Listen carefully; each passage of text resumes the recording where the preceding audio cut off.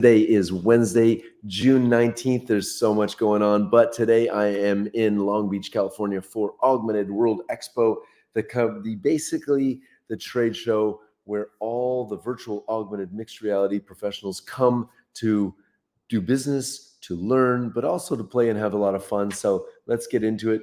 The first thing I want to share is some of the releases that happened yesterday. I'm just going to cover some of the highlights here. It has been a whirlwind of information coming at us. So let's get into it. Let me just expand here. Niantic, the founders of Pokemon Go, they have partnered, they acquired a company called Eighth Wall, which is a web-based AR company, and they've created an entire new studio for building web AR experiences. That came out yesterday. Sightful is a pair of glasses that comes with a keyboard in a little case. It's super cool. You put on the glasses and now you have a giant screen in front of you. And it's like having a laptop, but you don't have any screen. You have a pair of glasses, and it's really cool. So they're bridging the gap between kind of, using a keyboard and a screen versus keyboard and glasses. Zappar, our good friends at Zappar, it's a web-based AR platform, and they have built a thing called Zapbox, which is a plastic device with some lenses in it. You put your phone in, and it gives you full augmented reality for very, very inexpensive, affordable, smartphone-powered mixed reality experiences. Love what they're doing over there. Microsoft announced yesterday auto-generated avatars. So you take a photo, and it makes your avatar for Microsoft Mesh. Xreal announced a new Android mobile device in Google's Play Store. I'm just going to go through this quick here. HoloLight introduced a centralized app management platform, and they are really kind of pushing on various applications across mostly enterprise applications. Infinite Rabbit Holes, I thought this was super cool. It's a new company, and they're really focused on personal story-driven experiences that bring people together. I got to meet them yesterday at the Media Scrum. Really love what those guys are doing. Beautiful, beautiful projects that they're working on. Nice stuff. Take a look at Infinite Rabbit Holes. Sony has announced a partnership between spatial reality and Echo 3D, which is like a 3D digital asset management system. Campfire, I got to meet with Jay right yesterday. We all the people were in the front row of the AWE kickoff. One thing that came out of yesterday's keynote is that the size of the AR, the virtual augmented mixed reality industry today, is $35 billion, and it's only going up from here. So it is already a double-digit billion-dollar industry, and it's very exciting. I'm not going to go through all of these. What I will do is I'll put the link in the comments, as always, in the YouTube channel. Make sure you hit subscribe and like and all that good stuff, and you can read all about these great companies: 3 Pound XR, RP1, Massa, and all of these great companies making all this great technology and solving problems, storytelling, all of it. That is what AWE is about. Another thing that AWE is about is partying and celebrating with your friends. And last night I had the distinct pleasure and opportunity to DJ and perform for the XR Guild and the Virtual World Society event. And you can see me wearing my XR Women shirt. I am an ally of XR Women, the largest community of virtual augmented and mixed reality women in the space. And I'm just super proud to be a supporter of that. And I had a great time DJing for everybody last night. Okay, so this is interesting. Apple's Vision OS, the new operating system for their Vision Pro, is going to be fully supporting WebXR, and it's going to be available to everybody. Thought that was really cool because WebXR is really the future of the internet, will be spatial, and it will be powered by Metaverse, spelled METAVRSE. Awesome. Okay, what can you do in the Metaverse, or what can you do in spatial computing? When you have a headset on, you don't have a mouse or a keyboard, but you can use a three-dimensional stylus. And so Logitech has come out with the MX Ink, which is a pen that you can hold in 3 dimensions, and you can paint, you can draw, and it feels like a natural pen with a pressure-sensitive tip, so you can write on any surface. And really, it's phenomenal piece of tech. This came out a few years ago as a prototype, and now they are releasing this as a full-blown product. Very excited. Over to some AI. Merlin is adding AI magic to the US Super Hercules C-130J, and they're going to be creating an autonomous system for flying the Super Hercules. That's that giant plane. Check this out. Look how big this thing is. It's a Super Hercules. Anyway, this is just kind of showing how AI is becoming more prevalent across everything. They received a $105 million contract to reduce air crew and basically taking pilots and aircrew out of harm's way in military operations is the ultimate goal of AI and robotics. Okay, speaking of AI, AI in finance is like moving from typewriters to word processors. And it's interesting because I had a conversation with a guy in finance. He's like, no, AI will never replace finance people. And it says here, analyzing 160 million US jobs, the study reveals that service sectors such as legal and financial are highly susceptible to disruption by AI, although full job replacement is unlikely. So it's interesting because generative AI is expected to enhance productivity, but the research concludes, particularly for those in high-value roles paying above 100,000 annually, that it will actually enhance productivity. But it's going to be interesting because those people making the top money, if AI can do a better job than you on a consistent basis, it's going to replace your job. So don't be surprised when it comes for you. Bad boys, what you gonna do? What you gonna do when AI comes for you? Okay, over to a roadmap for artificial intelligence policy in the US Senate.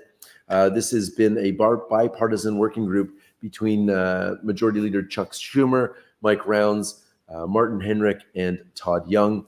And it says here, the working group was brought together by a shared recognition of the profound changes artificial intelligence will bring to our world and the need to proactively harness the opportunities. So I won't get into all of it, but basically the priorities include increasing funding for AI innovation to propel U.S. leadership in AI, maintain their global competitiveness, and perform cutting-edge research and development, ensuring enforcement of existing laws, and addressing any gaps in the laws for unintended harmful bias, encouraging a conscientious consideration of the impact that AI will have on our workforce.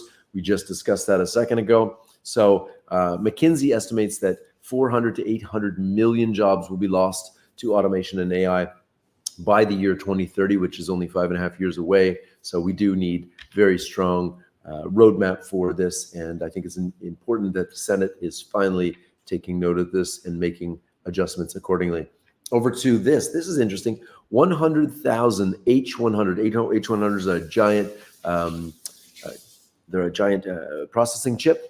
And it says these clusters, 100,000 clusters, increase the amount of processing power used by these large language models. And it says here, the frontier model training flops are getting insane. So we're getting into like multi-hundreds of billions of dollars of billion parameter models. So Llama 3 was trained with 405 billion parameters.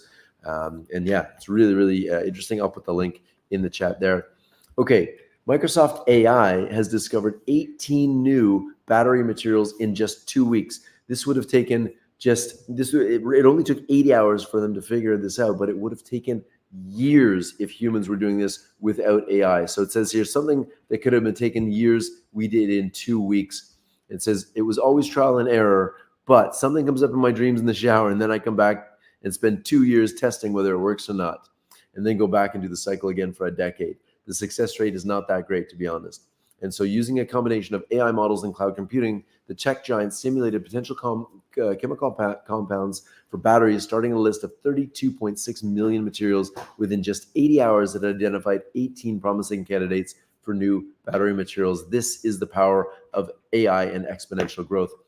Novel chipset offers speeds 10 to 100 times faster than 5G's. The novel 640 gigabit per second chipset paves the way for the next generation of wireless systems. And I won't get into this too much, but basically we're seeing massive growth and massive exponential, huge growth in both chipsets and AI. And we're kind of entering in this virtuous cycle where AI is helping design better chips, and those better chips are helping power better AI, which in turn powers better chips, and you have this virtuous cycle. And it's not just chips and AI, it's all these ancillary technologies such as batteries and material science and power generation that is really propelling us into this new exponential future. Okay, wow, so much going on. Color Health. This is a new GPT-4o app, and it uses reasoning capabilities of GPT-4o to help doctors transform cancer health.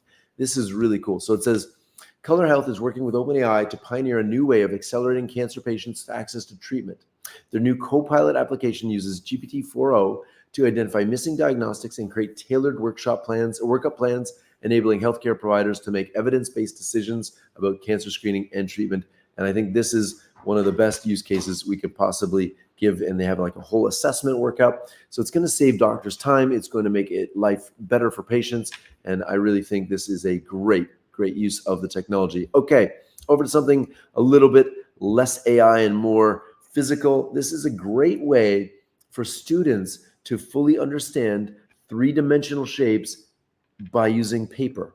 Check it out. So basically, by looking at the shapes on a flat surface, then you pull the string and it makes them into a cone or a cylinder or a box. And you can see that students can learn spatially with just a piece of paper and some string. And I thought this was just a really great way of showing what different shapes make using 3 dimensions. Okay, last thing on the, not last thing, there's so much on the list today, holy moly. So this is interesting. This is a documentary, or no, sorry, I guess I'll like a little movie. I'm not going to play the whole thing, but I think you should watch it. It's by the Digital Da Vinci's, and it's called What the F Happened to This World, and I'll play it.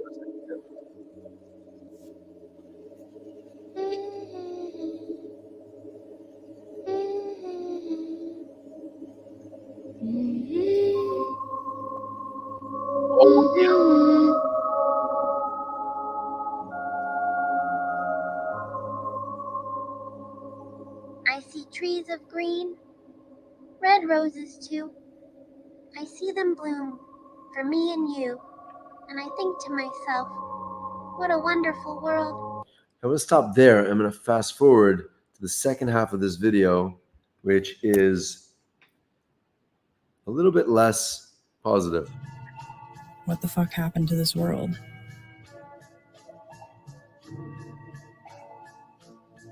When I was young, I dreamed of peace. A wonderful world that I really miss.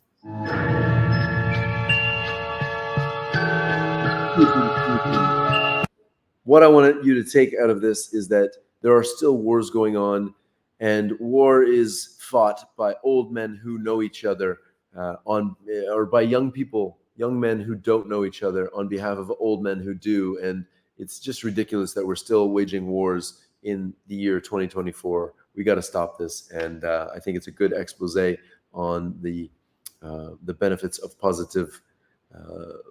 positivity and love and empathy, and not war and destruction and death. So let's try to be better to one another. Speaking of things that make the world better, I don't know if this is something we should have done, but a company plants are not bioluminescent by nature, but they've actually been able to genetically modify these plants so that you can buy a plant that it glows in the light, it glows in the dark. Bioluminescent plants that you can buy now for $29. You can buy literally a glowing house plant.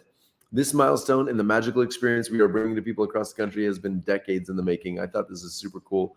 And but look at this. Imagine having a bioluminescent plant in your house. It's super cool. It reminds me when I was doing my degree in molecular biology, we actually took genes out of bacteria that were glowing, and we put them into bacteria that didn't, and we made them glow. And now you can do it as part of an experiment. Okay, last thing on the list here is they're calling it a robotic blacksmith army, but basically what it is robots forming metal, but as required. Because if you form metal now, it's typically you create a big factory. I'll let the video play and explain it, because it'll do a better job than I do. This could be the factory of the future. Actually, this could be several factories of the future. We have automotive parts manufactured in the morning and then aerospace parts manufactured in the afternoon. This is called roboforming. It's a new way of shaping metal by using robots and artificial intelligence. Why do this?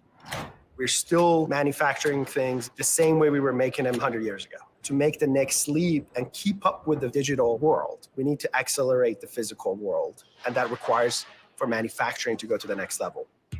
Right now, most metal manufacturing is sheet metal forming, basically stamping metal into a shape. Sheet metal industry right now is $250 billion industry.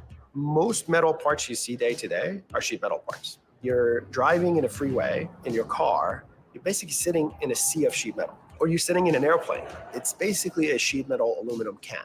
Even electronics, all sheet metal, sheet metal, sheet metal. I'm going to leave you with that. This has been Daily Tech News for Wednesday, June 19th. I will put all the links in the comments below. Make sure you comment and let me know if I'm doing a good job, what you want to see in here. If there's something cool you see and you want me to share on the show, please send me a message, reach out to me. My website is alansmithson.com, and I'm happy to have conversations and learn more about what you guys are doing. I'll just share this quickly. I'm just going to share alansmithson.com so you can see the website there, and you can learn about the different things I'm doing, working on. You can log in. You can do all those things. So reach out to me. My email's on there if you want to do that. Have a wonderful day, everybody. Let's try to make this world a better place today. Peace.